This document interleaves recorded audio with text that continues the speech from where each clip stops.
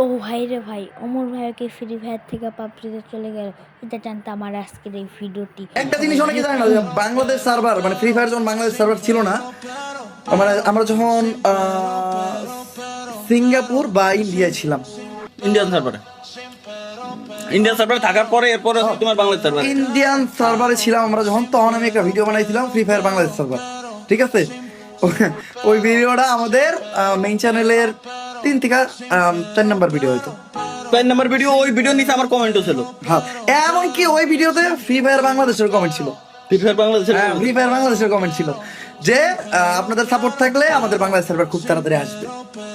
And আজকে বাংলাদেশ সার্ভারে তোমরা খেলতেছো।